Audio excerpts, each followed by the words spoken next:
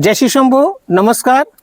आज हम आया हैं पश्चिम बंगाल का पश्चिम मिदनापुर डिस्ट्रिक्ट का नारायणगंज ब्लॉक में, जहाँ पे हमारा ऑर्गेनाइजेशन का इससे पहले 100 एकड़ था। आज के डेट में जो स्टेटस को है वो 115 एकड़, मतलब 115 एकड़ ज़मीन में जो हमारा ऑर्गेनाइजेशन की ओर से जो नेचुरल फार्मिंग के बारे में सबको जानकारी ऑलरेडी दे चुका हूँ।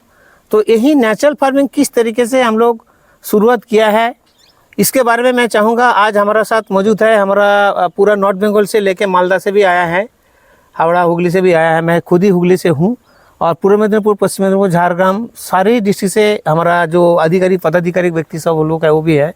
और इस सिलसिले में हमारा ऑर्गेनाइजेशन का जो प्रोग्राम चल रहा है, जो 17 मार्च से शुरू हुआ है, skill council for green jobs and GIZ का कोलैबोरेशन में जो प्रोग्राम चल रहा है, जो 17-18 मार्च हुगली में ऑलरेडी हो चुका है बंगाल में, और कल और परसों 20 से 21 तारीख होगा उड़ीसा में, और 24, 25, 26 में होगा कर्नाटक में बेंगलुरु में, और 27 तारीख होगा असम में।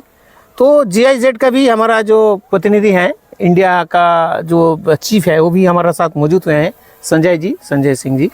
और उसके साथ साथ हमारा ऑर्गेनाइजेशन का जो NAC है, नेशनल एडवाइजरी कमेटी का जो एडवाइज़र का हमारा ऑर्गेनाइजेशन का जो प्रोजेक्ट डायरेक्टर हैं डॉक्टर नरेंद्र जी, वो भी मौजूद हैं। और skill council for green job से जो दिल्ली से आए हुए हैं संजय धनाव जी, वो भी मौजूद है। तो मैं संजय जी आपको रिक्वेस्ट करूंगा कि ये जो नेचुरल फार्मिंग के बारे में पूरा देश में जो एक जागरूकता चल रहा है, हमारा माननीय आदरणीय प्रधानमंत्री जी की भी जो उनका चाहत है कि देश को नेचुरल फार्मिंग में ले जाना चाहिए, जिसके तहत में मिनिस्टर ऑफ एग्रीकल्चर में बजट में नेचुरल फार्मिंग के लिए दिया है। बीच में भी 3 महीने पहले भी अलग से भी एक बजट एलोकेशन किया है। तो ये सही में ज़रूरत है, नेचुरल फार्मिंग की ज़रूरत है, तो मैं भी समझता हूँ। लेकिन यही समझना सबको, चाहे पश्चिम बंगाल हो, चाहे कर्नाटक हो, चाहे महाराष्ट्र हो, पूरा देशवासियों को ये इसके ऊपर जागरूकता होना चाहिए। तो मैं चाहूँगा आपका जो अनुभव है उसको थोड़ा सा इसमें शेयर कीजिए। नमस्कार, मैं संजय दानो, skill council for green job में एक्सपर्ट करके काम करता हूँ। जब हम यहाँ इस प्रोजेक्ट पर आए हैं तो देखा कि इतना बड़ा जो लैंड है 120 एकड़ का, जो कृषि विकास शिल्प केंद्र इसको मैनेज कर रहा है। तो ये 120 एकड़ का जो हमने ज़मीन जो देखा है, ज़मीन का क्वालिटी बहुत ही बढ़िया है। और दूसरी बात है कि इसका लेवल भी बहुत अच्छा है, एक पूरा एक लेवल पे आता है। ऐसा मॉडल, इतना बड़ा प्रोजेक्ट बहुत ही रेयर देखने को मिलता है। तो इस प्रोजेक्ट में हम नेचुरल फार्मिंग यहाँ पे प्रपोज करते हैं। नेचुरल फार्मिंग का मतलब होता है कि यहाँ पे हम देसी गाय इस्तेमाल करके सिर्फ गोबर और गौमूत्र ही इस्तेमाल करेंगे। उसी के ऊपर हम उसमें कीटनाशक बनाएंगे, उसी से हम जीवामृत, घन जीवामृत, बीजामृत ये भी बनाएंगे। और इसमें यूरिया DAP बिल्कुल नहीं इस्तेमाल करेंगे इसके आगे। तो ये डालने से क्या होगा कि ज़मीन के अंदर के जो मूल तत्व है, यहाँ पे जो माइक्रोब्स है वो माइक्रोब का प्रमाण बढ़ेगा। माइक्रोब बढ़ने के बाद यहाँ पे केचुए भी तैयार हो जाएंगे। और ये केचुए क्या करते हैं कि ये ज़मीन के अंदर 15 से 20 फीट डेप्थ में जाते हैं और ये 24 घंटा काम करते हैं। और अभी इस ज़मीन को देखा जाए तो एक मोटी तौर से मैं बता सकता हूँ कि 1 स्क्वायर मीटर में तकरीबन एक 50 केचुए यहाँ पे होंगे। या 50 केचुए की संख्या हमें 200 केचुए तक लेके जानी है, और कि जब मोस्ट आइडियल हम उसको बोलते हैं। और ये केचुए क्या करते हैं कि 24 घंटा पूरा नीचे से ऊपर से नीचे, नीचे से ऊपर, ऊपर से नीचे, ये 24 घंटा वो काम चलते रहता है। और इसकी वजह से क्या होता है कि अपना जो वर्मी कंपोस्ट का जो केचुआ होता है, वो केचुआ नहीं, वो अलग तरह का जंतु है, उसका अलग नाम है। लेकिन अपना ज़मीन का जो केचुआ है उसका मोटापा तकरीबन 5 से 6 mm होता है, और उसकी लंबाई समझो तकरीबन एक 9 इंच तक उसकी जाती है। ये गुलाबी कलर का होता है। और ये केचुआ जब ज़मीन के अंदर जाता है तो जाते जाते 5 या 6 mm का डायमीटर का होल, छेद गिरा के वो नीचे जाता है। जब भी ऊपर आता है तो फिर से वही दूसरा होल बनाता है, ऊपर से जब नीचे जाता है फिर से नया होल बनाता है। तो क्या होता है कि जब भी हमारा बारिश का पानी आता है तो नेचुरली ये जो होल्स बने हुए नेचुरली उसके अंदर अपना पानी ज़मीन के अंदर 20 फीट तक आराम से चला जाता है। और ये 20 फीट चला जाने के बाद धीरे धीरे धीरे धीरे ये पानी ज़मीन के अपने अंदर चला जाता है।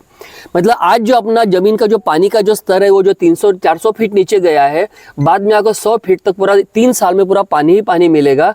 ये 300 फीट का बोरवेल आपको इस्तेमाल करने का जरूरत भी नहीं पड़ेगा। इसका दूसरा एडवांटेज ये आता है कि जब भी हमारा कभी बारिश नहीं आता है, ये होल से क्या होता है कि हमारा जो सॉइल है ये पूरा पोरस बन जाता है।